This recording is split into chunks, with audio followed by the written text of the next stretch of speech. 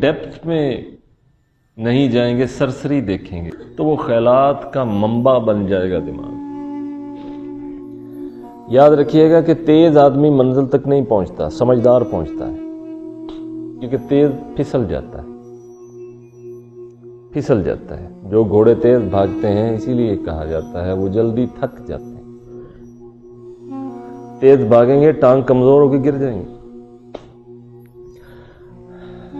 یہ کثرت خیالی، نقصان کیا ہوا؟ نقصان اس کا ہوا اور ہوگا اور ہو رہا ہے۔ شب و روز ہم دیکھ رہے ہیں کہ ہمارے بچے یا ہمارا مستقبل یا ہماری نسل نو چیزوں کی ڈیپتھ میں نہیں جاتے، سرسری سا لے کے سرسری پر ہی فیصلہ سنا دیتے، اوپر سے چیز کو لیا، اسی پہ فیصلہ داغ دیا اور نتیجے پہ پہنچ کے ٹھٹھا اور ہنسی مزاح کرنے لگے کہ شاید دانا ہو گئے یا سمجھداری سے سب سمجھ گئے۔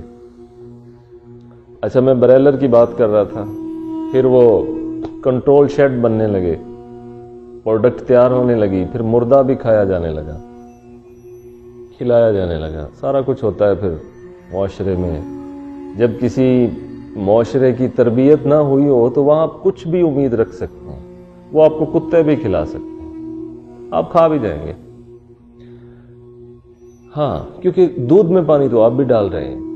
وہ کہتا ہے مجھے مردہ گوشت کھلا دی، تو مردہ گوشت کھلانے والا آگے سے کہتا ہے تو نے بھی تو دودھ میں کافی کچھ ڈال کے پلایا تھا پورے محلے کو، سو جیسا کرو گے ویسا بھرو گے۔ جس معاشرے کی تربیت نہ ہوئی ہو وہ تو مسجدوں میں بھی بددیانتی سے باز نہیں آتا۔ مولوی کھا جاتے ہیں، کچھ پیر کھا جاتے ہیں، کچھ تاجر کھا جاتے ہیں، ہر آدمی کہیں نہ کہیں کوئی نہ کوئی فراڈ اس نے کیا ہوتا ہے۔ خیر، بریلر آ گیا تو وہ کھا کے اب یہ حالت ہے۔ ہم لوگ خود سوچتے ہیں، اپنا احتساب کیجئے گا کسی دن،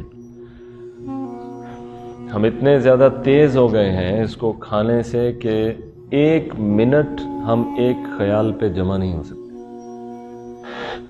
اور یاد رکھیے گا، پہلے ولی اللہ جن کے آپ تذکرے سنتے ہیں، جن کی کتابوں میں آپ پڑھتے ہیں، وہ آدھا دن ایک خیال پر بیٹھے رہتے تھے، آدھا دن بیٹھ سکتے تھے، اتنی صلاحیت تھی۔ تو اللہ تعالیٰ کسی میں صالحیت پیدا کرتا ہے، اس کی صلاحیت کو پہلے دیکھتا ہے۔ ہمارے اندر ولایت حاصل کرنے کی صلاحیت ہی نہیں رہی، یہ مسئلہ ہو گیا ہے۔ تو یہ تھوڑی سی جو ذہن ہے، مائنڈ کی جو انجینئرنگ ہے، اس کو تھوڑا سا سمجھنے کی ضرورت ہے۔ زندگی میں آپ کو بڑا فائدہ دے گی، عقل اور دانائی بڑھ جائے گی اگر کثرت خیالی ذرا کم ہو جائے۔ اور کثرت خیالی کا ایک اور نقصان بھی آپ کو بتا دوں کہ روحانیت نکل جائے گی۔ روحانیت رفتہ رفتہ کم ہو جائے گی، اور اب اتنی کم ہو گئی ہے کہ اس وقت ہماری میجورٹی کے پاس اسپرچویلٹی کے اثرات کو قبول کرنے کی صلاحیت 5% رہ گئی ہے۔ 5%، یہ ایکسپیرینس ہے، مشاہدہ ہے، کوئی اینالائزز نہیں ہے، تجزیے دے دیے، صلاحیت ہی ختم ہو گئی، خوراک کی وجہ سے، ماحول کی وجہ سے، اور خیالات کی بھیڑ کی وجہ سے۔ لہذا اس نقطے کو اچھی طرح سمجھ لیجئے، عالمگیر دین کا پیغام بھی عالمگیر ہی ہوتا ہے۔ وہ آپ کو چھوٹی چھوٹی چیزوں میں تھوڑا الجھائے گا، تھوڑا الجھایا ہے ہندوستان کی سرزمین پر ہندوؤں کو، یہاں کے برہمن نے، تو مسلمانوں کا پیشوا بھی ان کو چھوٹی چھوٹی چیزوں میں الجھائے گا۔ ہاں، الجھاتے تو ہیں ہمارے مولوی، لیکن جو آفاقی دین ہو اس کا پیغام آفاقی ہونا چاہیے۔